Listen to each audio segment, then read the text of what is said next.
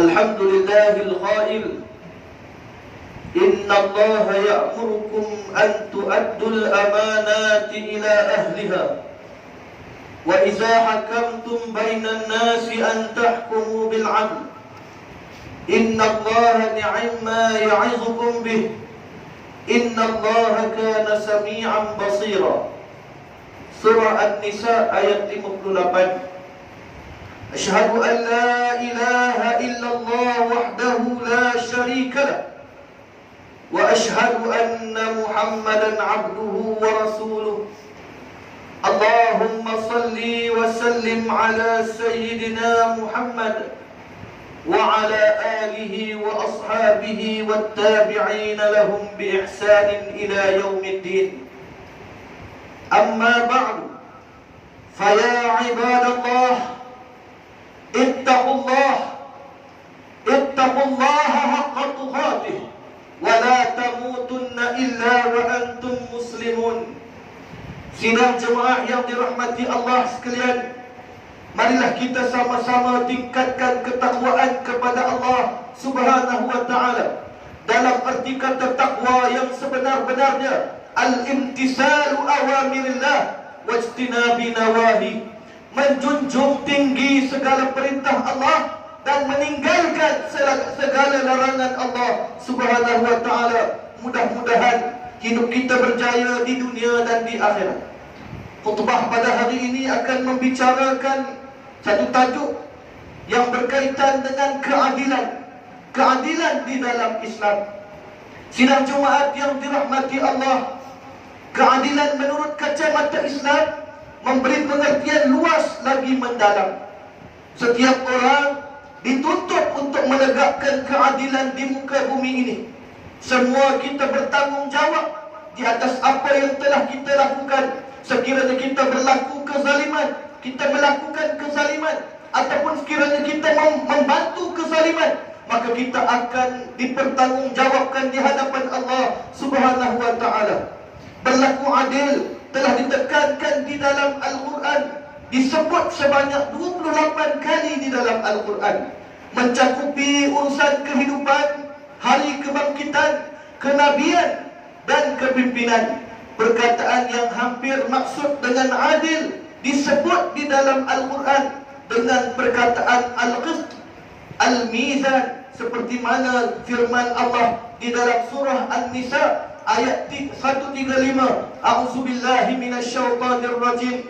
Ya ayyuhallazina amanu kunu khawwamina bil qisti syuhada'a lillah walau ala anfusikum awil walidaini wal aqrabin in yakun ghaniyan aw faqhiran fallahu awla bihima fala tattabi'ul hawa an ta'dilu wa in talbu aw tu'ridu fa innallaha kana bima ta'maluna khabira.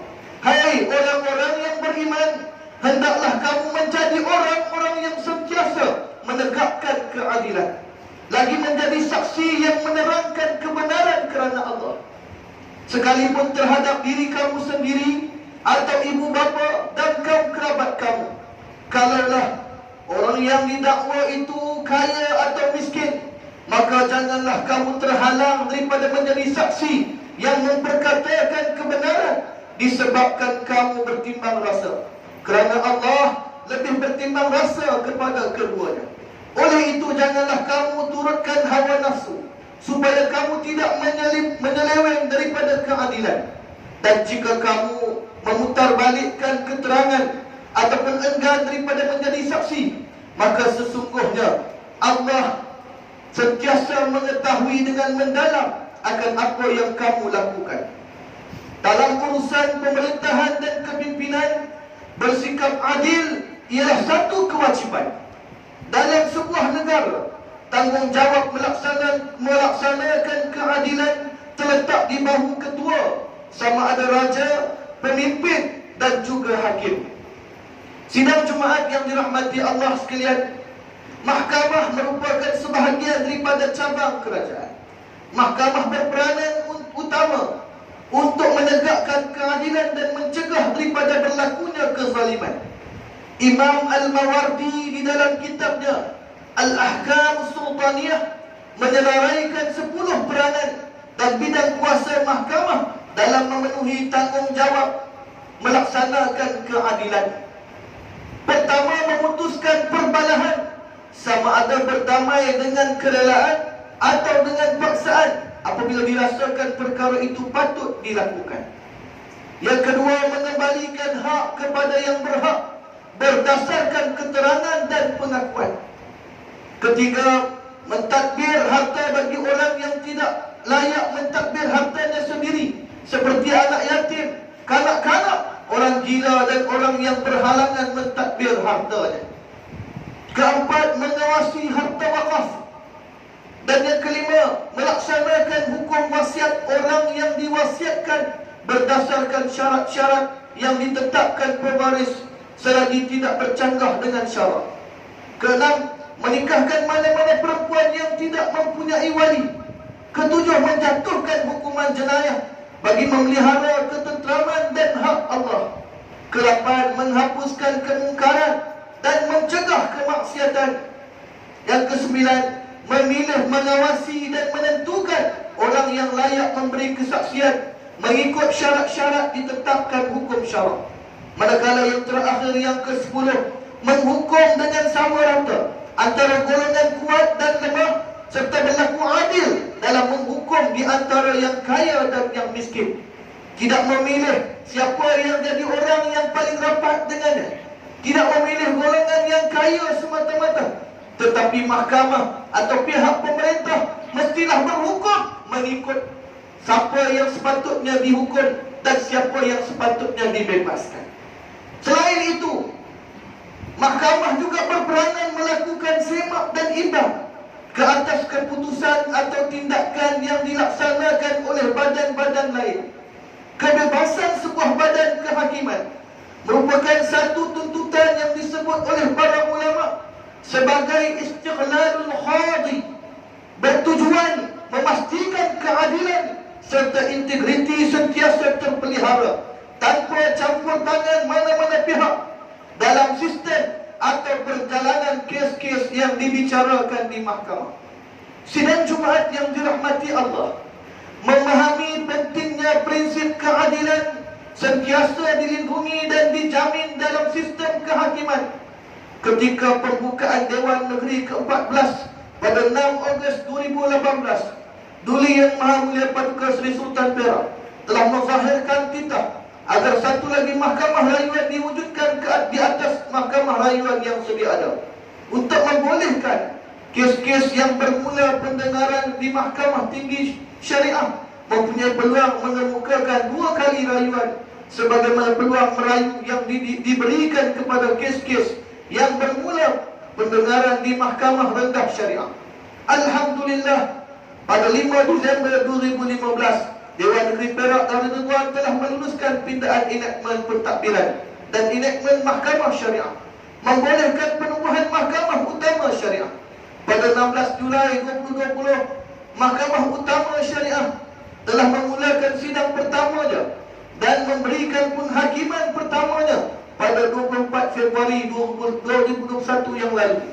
Konsep rayuan telah lama wujud dalam Islam, diperlihatkan melalui firman Allah dalam surah Sad ayat 20 hingga ayat 27 berkaitan keputusan penghakiman yang dibuat oleh Nabi Daud alaihi salam yang menerangkan tentang kemungkinan berlakunya kesilapan atau kesalahan dalam memutuskan sesuatu hukuman.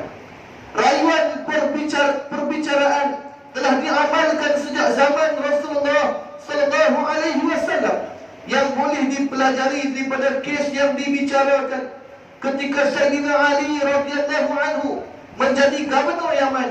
Keputusan yang dibuat oleh Sayyidina Ali radhiyallahu anhu terhadap pihak yang bertelingkah tidak memberi kepuasan kepada kedua-dua pihak. Oleh yang demikian, Sayyidina Ali radhiyallahu anhu menasihatkan mereka supaya menyampaikan ketidakpuasan terhadap keputusan tersebut kepada Rasulullah sallallahu alaihi wasallam sebagaimana katanya, saya akan memutuskan perselisihan antara kamu sekiranya kamu redha, maka itulah keputusan saya. Jika tidak, hendaklah kamu bekukan dahulu Jangan membuat apa-apa tindakan sehingga Rasulullah SAW datang memberi keputusan kepada kamu. Mendengar hal itu, kedua-dua pihak yang bertelingkah menemui Rasulullah SAW, menceritakan kes mereka. Setelah mendengar rayuan mereka, baginda SAW merumuskan bahawa keputusan yang diputuskan oleh Sayyidina Ali radhiyallahu anhu adalah benar dan disahkan. Sayyidina Ali radhiyallahu anhu merupakan orang pertama yang membuat garis panduan dan peringatan kepada hakim-hakim supaya membuat penyemakan semula terhadap kes-kes yang didapati ada berlakunya kesilapan. Antara kandungan risalah Khalifah Umar radhiyallahu anhu yang diutus kepada Qadhi Abi Musa Al-Asy'ari radhiyallahu anhu berbunyi, janganlah sesuatu menghalang keputusan kehakiman kamu setelah kamu memutuskannya pada hakim. Maka hendaklah kamu mengulang kaji kesemuanya mengikut ijtihad kamu. Itu akan memberi hidayah kepadamu sekiranya kamu mengulang kaji untuk mencari kebenaran. Bermakna mengulang kaji sesuatu kebenaran itu lebih baik daripada terus berada dalam kebatilan. Kesimpulannya, mahkamah mempunyai peranan yang amat besar untuk menyedia dan melaksanakan perkhidmatan secara adil, cekap dan berkesan, berlandaskan undang-undang. Pada masa yang sama, semua pihak perlu memenuhi peranan menurut bidang kuasa yang ditetapkan agar matlamat keadilan dapat tercapai. Kemuliaan mahkamah wajib dijaga dan jangan sama sekali dipersendakan. Mahkamah hendaklah sentiasa menjadi tempat untuk mencari kebenaran dan mengesahkan kebenaran. Sesungguhnya tanggungjawab melaksanakan keadilan amat berat. Rasulullah SAW memberikan peringatan, man waliyal khada'a faqad zubiha bighairi sikkirin. Maksudnya, barang siapa yang menjadi qadhi ataupun hakim, maka sebenarnya dia telah disembelih tanpa pisau. Hadis riwayat Abi Dawud. Namun, jika penghakiman seorang hakim itu menepati keadilan dan sumber hukum syarak, Allah Subhanahu wa taala menganugerahkan ganjaran ke atas usaha ijtihadnya.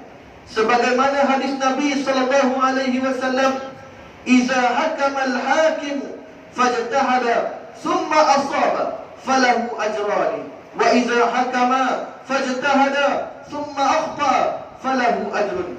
Maksudnya, jika seseorang hakim memutuskan sesuatu hukuman dengan ijtihadnya dan nyata benar, maka ia mendapat 2 pahala. Dan jika seorang hakim memutuskan sesuatu hukuman dengan ijtihadnya lantas ia salah, baginya 1 pahala. Barakallahu li wa lakum bil Qur'anil azim wa nafa'ani wa iyyakum bima fihi minal ayati waz zikril hakim wa taqabbala minni wa minkum tilawata innahu huwas samiul alim.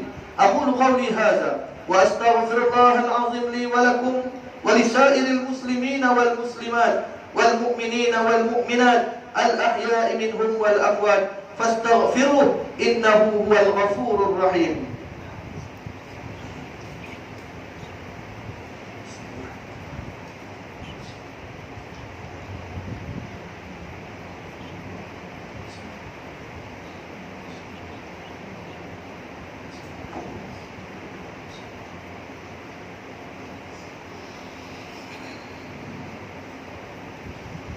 Alhamdulillah hamdan katsiran kama amar. Asyhadu an la ilaha illallah wahdahu la syarika lah. Wa asyhadu anna sayyidana wa nabiyyana Muhammadan abduhu wa rasuluh. Allahumma salli wa sallim wa barik ala sayyidina Muhammad wa ala alihi wa ashabihi ajma'in. Amma ba'd. Fa ya ibadallah, ittaqullah wa kunu ma'as sadiqin. Kaum muslimin yang dirahmati Allah, mimbar menyeru para jemaah agar tetap berpegang kepada akidah Islamiyah berteraskan ahli sunnah wal jamaah yang menjadi warisan Rasulullah sallallahu alaihi wasallam, para sahabat dan tabi'in hingga ke hari ini. Jagalah hubungan dengan Allah dan hubungan sesama manusia. Makmurkanlah rumah-rumah Allah dengan istiqamah mengerjakan ibadah, terutamanya salat fardu berjemaah. Hadirlah ke rumah Allah untuk kita mengisi ruang-ruang rumah Allah tersebut dengan majlis-majlis ilmu yang telah disediakan, dan manfaatkan majlis-majlis ilmu tersebut. Jangan sampai kita dikira orang-orang yang tidak mensyukuri nikmat setelah diberikan kepada kita ruang dan peluang untuk kita hadir ke rumah Allah, tetapi kita memberikan alasan yang pelbagai untuk kita tidak hadir ke rumah Allah. Inna Allaha wa malaikatahu yusalluna 'alan nabi ya ayyuhallazina amanu sallu 'alaihi wa sallimu taslima. Allahumma salli 'ala Muhammad wa 'ala alihi wa sahbihi wa sallim. Allahumma ighfir lil muslimina wal muslimat wal mu'minina wal mu'minat wa aslih zata bainihim wa alif baina qulubihim waj'al fi qulubihimul iman wal hikmah وثبتهم على ملة رسول الله صلى الله عليه وسلم. اللهم ادفع عنا البلاء والوباء خصوصا فيروس الكورونا والغلاء والمهن والفتن والفحشاء والمنكر ما ظهر منها وما بطن عن بلدنا هذا خاصة وعن سائر البلدان عامة. Ya Allah, berkatilah hamba-hambamu yang melaksanakan tuntutan zakat dan mengulurkan wakaf. Kurniai mereka rezeki yang berlipat ganda, serta sucikanlah harta dan jiwa mereka. Jauhkanlah golongan fuqara dan masakin daripada kekufuran, serta lindungilah mereka daripada kefakiran yang berpanjangan. Ya Allah, berilah kami kebaikan serta keberkatan di dunia dan di akhirat. Peliharalah kami daripada siksa dan azab api neraka, ya Allah. Ya Allah, berikanlah kepada kami taufik dan hidayah agar kami dapat melaksanakan segala ketaatan, menunaikan segala perintah-Mu dan meninggalkan segala larangan-Mu, ya Allah. Ya Allah, kurniakanlah taufik dan hidayah-Mu ke atas raja kami duli yang maha mulia, Paduka Sri Sultan Perak Darul Ridwan, Sultan Nazrin Mu'izzuddin Shah Ibni Almarhum Sultan Azlan Muhammadin Shah Al-Maghfur, dan Raja Permaisuri Perak Darul Ridwan Tuanku Zahra Salim serta kerabat diraja dan seluruh rakyat jelata.